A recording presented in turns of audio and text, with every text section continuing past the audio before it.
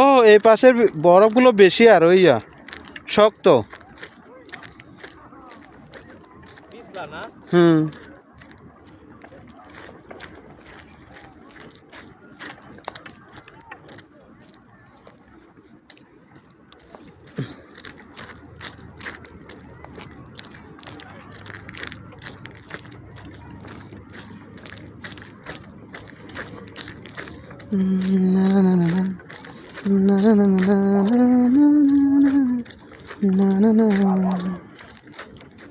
मैंने